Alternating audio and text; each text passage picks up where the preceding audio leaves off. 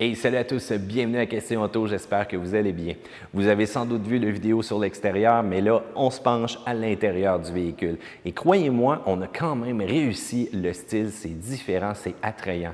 Mais là, la grande question que je vous pose avant que vous voyez qu'est-ce qu'on a fait de l'intérieur de la Croze Hatchback, est-ce que vous aimez les couleurs, deux tons, à l'intérieur d'un véhicule? Donc un noir et un orange, ça vous plaît? Préparez-vous, ça va être assez différent, ça va frapper l'œil à Question Auto cette semaine avec la Croze Hatchback et son intérieur.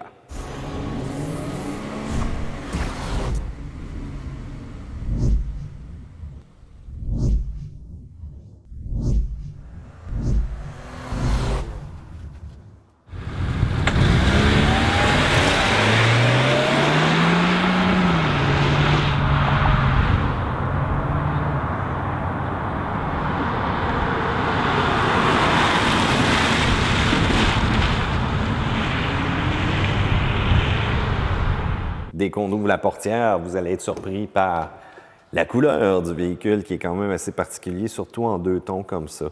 Cependant, je vous rassure, les matériaux, même les cuirs employés, semblent d'excellente qualité. Lorsqu'on regarde dans la portière, on a quand même une belle finition, bien agencée avec les matériaux qui semblent encore une fois de bonne qualité aussi. Regardez donc la finition, même on a rajouté un petit peu de chromé. Donc, au niveau des poignées, au niveau du contour. Les contrôles dans le miroir, c'est un peu non usuel de les avoir comme ça sur le côté. Il faut vraiment faire attention à la position de celui-ci lorsque vous allez choisir donc d'ajuster vos miroirs. C'est un peu particulier de l'avoir comme ça.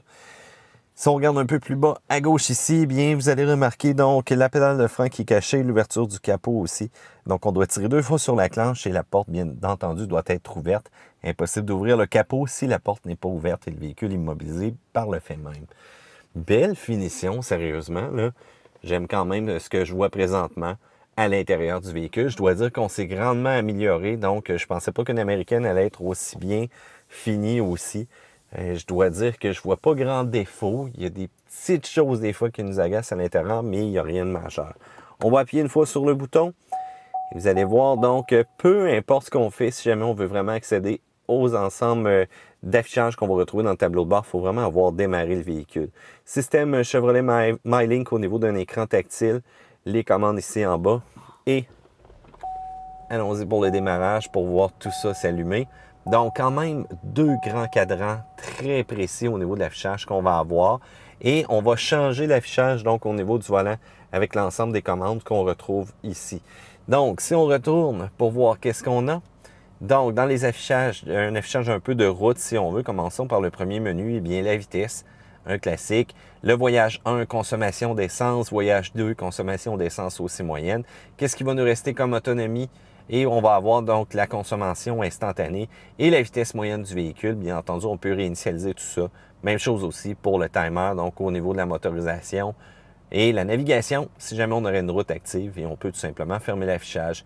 Le restant au niveau du changement d'huile, donc l'efficacité au niveau du pourcentage. Vous avez la pression des pneus individuels. Vous avez donc aussi la distance du véhicule qui nous précède en secondes. Rappelez-vous vos bons cours de conduite. Vous avez le voltage, l'unité donc métrique et un indicateur de vitesse maximale atteinte ou plutôt vitesse limite que vous voulez avoir. Donc une information qui va dire « Hey, fais attention, tu roules peut-être un peu trop vite ». Donc au niveau de la consommation, on donne un affichage un peu inutile en consommation de litres en heure. Ça, c'est un peu particulier. Un tableau d'économie, si on veut, et un indicateur éco. Vous allez remarquer que l'écran n'est pas coloré, donc c'est un écran monochrome qu'on a présentement ici. Ça fait la job. Cependant, si jamais vous choisissez une autre version, vous allez voir des affichages un peu différents à ce niveau-là. En bas, donc, c'est les vitesses. Si jamais on passerait en mode manuel, eh bien, on le verrait avec notre sélecteur, avec la mention L. Et le S, c'est pour qu'on pointe vers le sud et non pas, donc, un mode sport qui est enclenché. Lumière automatique, phare auxiliaire, luminosité à l'intérieur du véhicule directement ici. Vous avez aussi une grande bouche d'aération chromée. Vous allez remarquer aussi au niveau du bras, donc, un phare automatique qui permet de l'enclencher. Mais cependant, si jamais on a les phares auxiliaires ouverts Oubliez ça, si on appuie là-dessus, ça ne changera absolument rien. Il faut que nos phares auxiliaires soient fermés avant de passer en mode automatique. Et ça, c'est un petit trick un peu bizarre.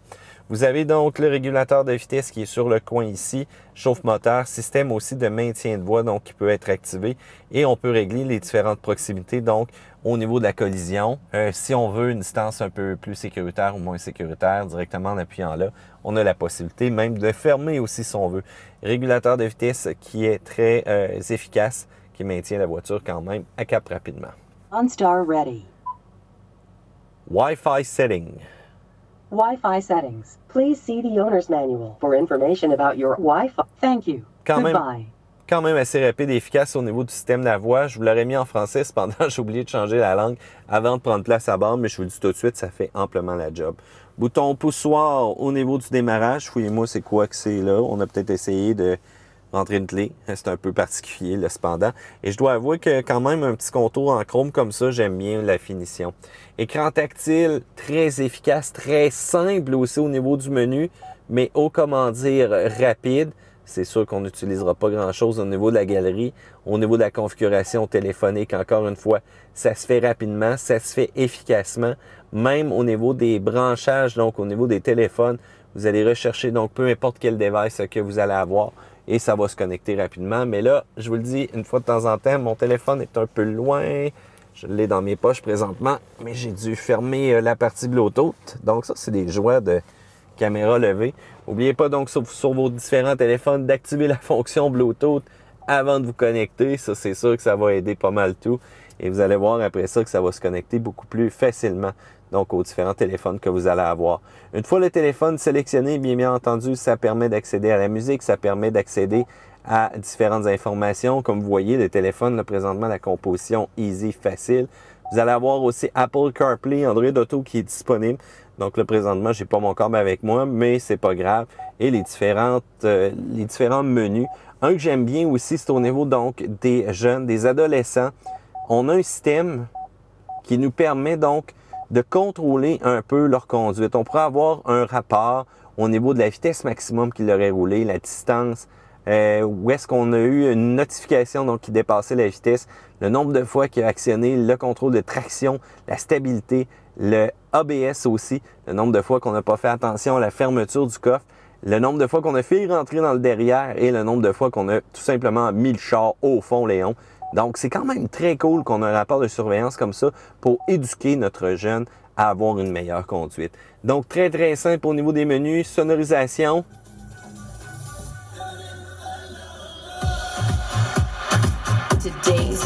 Oh, ça distorsionne un peu assez rapidement, cependant, mais ça fait quand même la job du côté sonore. Mais j'aurais aimé avoir un petit peu plus de puissance avec un véhicule aussi équipé que ça.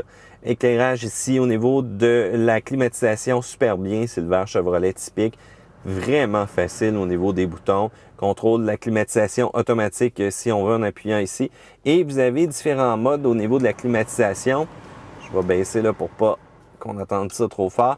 Lorsqu'on va appuyer, eh bien, l'affichage en haut se modifie et va vraiment donner un affichage sur le type de climatisation qu'on a. Donc le max, éco ou encore tout simplement fermé pour l'air climatisé, banc chauffant. Ici, un petit peu plus bas, eh bien, on va avoir donc des capots qui vont nous permettre d'accéder donc aux prises auxiliaires, aux prises 12 volts. Mais je vous le dis tout de suite, ça a l'air fait cheap un peu. Lorsqu'on va sélectionner donc l'embrayage au niveau de notre transmission 6 vitesses, lorsqu'on passe en mode reculons, je dis bien reculons, je vais pas wish comme il faut.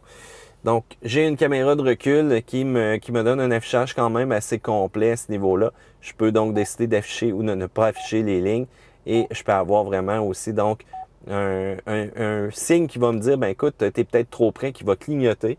Et j'ai même aussi mes capteurs ici donc qui vont s'afficher pour me dire à quelle proximité que je suis des différents objets qui m'entourent. Porte-gobelet, système de traction, aide au stationnement aussi avec mes capteurs. Endroit pour avoir une recharge sans fil au niveau du téléphone, ça j'aime bien ça. Vous allez remarquer aussi donc la clé. Je l'ai mis dans le petit espace de rangement. Jetez un coup d'œil sur la clé, donc très facile. Démarrage à distance aussi qui est inclus. Une clé qui semble quand même de qualité. Ça, j'aime bien ça. Petit espace de rangement au centre, c'est rien de très très gros. L'appui-bras qui n'est pas ajustable. J'aime bon, le piqué au niveau au niveau du tableau de bord. Et j'aime aussi donc la boîte de rangement qui est quand même assez grande comme ça ici.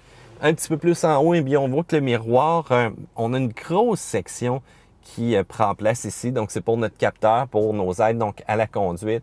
Et un peu plus haut, donc, système OnStar, donc qui s'affiche. On a les lumières qui en passant sont halogènes. Ça, c'est vraiment un classique. Un petit peu de finition aussi en haut ici qui serait peut-être à améliorer dans ces parties-là. Même le coin en haut des différents boutons, ça bouge un petit peu cependant. Je ne suis pas tout à fait habitué à ça. Je dois vous dire que c'est juste une petite partie d'amélioration. Il faut être capricieux. Donc, des pare-soleil qui sont d'éclairage halogène, bien entendu extensible. On va tout simplement aller à l'arrière. Je vais mobiliser le véhicule. Puis en passant, hein, quand on met en gamme basse, c'est là que... Mais ça a une position tellement pas friendly. Là, je peux pas prendre... Il faut que j'aille prendre mon pouce et vraiment le twister. Donc, un mouvement qui n'est pas très naturel présentement. Pas trop de révolution moteur à aller chercher de ça. Hein? On va appuyer sur arrêt. On va se diriger à l'arrière. Donc, je vais ouvrir le capot pour tantôt. 2 fois et ça a l'air un peu mou, ça. Oui, j'ai ma clé à l'intérieur, je le sais. Donc, comme vous voyez, les bancs orange, vraiment un beau mélange au niveau du cuir quand même. Ça fait amplement la job. Appui-tête confortable, une banquette qui m'offre quand même assez d'espace. Là, c'est Marcello qui a reculé le bas cependant. Mais de mon côté, les personnes qui embarquent avec moi ont en masse d'espace. Donc, porte-gobelet et vous allez remarquer, donc, banc chauffant et dans le bas, donc une prise 110 qui me permet de recharger n'importe quel portatif ou appareil qu'on branche dans une prise standard. Au niveau des bancs, c'est quand même spacieux, c'est quand même confortable. J'aime bien les coutures aussi que je vois présentement ici. J'ai la possibilité d'abaisser ça pour avoir accès donc à des porte-gobelets. Et si jamais je veux abaisser donc ma banquette 60-40, petit bouton sur le coin comme ça, belle finition dans les portières, ça fait la job. La partie arrière au niveau du coffre, quand même pas pire au niveau de l'espace. Une fois que les banquettes vont être abaissées, ça va quand même donner un bon dégagement. J'ai pas nécessairement de poignée, donc je dois vraiment passer par en haut ici pour aller abaisser mon siège. Un peu gêné par le cache-bagage qui est vraiment gros, là. C'est vraiment très épais là, comme cache-bagage. Au niveau du côté latéral ici, bien, c'est tout simplement pour accéder à des compartiments, mais encore là, ça ne semble pas être des compartiments de rangement, mais beaucoup plus pour l'accessibilité aux lumières ou autres. Et, wow, ça c'est dur un peu à lever. Donc, pneus de secours, différents rangements qui pourraient être quand même utilisés ici.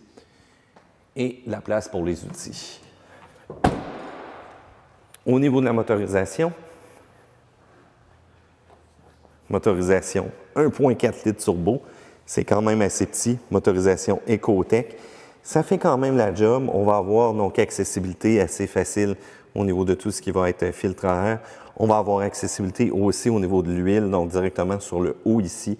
Et regardez, c'est rare qu'on voit un turbo placé comme ça en haut ici. Facilement accessible. Votre mécanicien devrait vous aimer là-dessus si jamais vous avez des réparations ou quoi que ce soit. Et n'oubliez pas donc votre liquide à la glace. Et vous avez bien entendu la partie ici en haut pour votre survoltage si c'est nécessaire pour votre véhicule.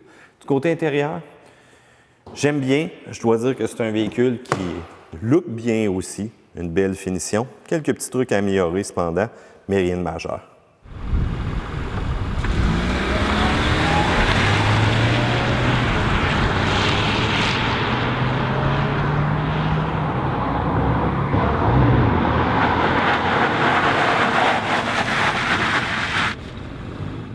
J'ai été quand même impressionné par la qualité du cuir qu'on retrouvait à l'intérieur de la Croze hatchback. La connectivité aussi, c'est toujours très intéressant. Le système est simple et répond bien. Il y a des petites améliorations qu'on doit faire cependant du côté finition, mais encore là, je suis surpris. Vous, qu'est-ce que vous en pensez? Puis la couleur, finalement, vous aimez? Moi, j'irais peut-être pour un noir uni. Mais bon, chacun a ses goûts, hein? On le sait c'est comment. Je veux vous entendre échanger dans la section commentaires ci-bas. Faites un pouce en l'air parce que vous aimez cette vidéo-là. Et n'oubliez pas de vous abonner à Question Auto parce que bientôt, le vidéo du comportement routier et des spécifications de la nouvelle Chevrolet Cruze. À plus!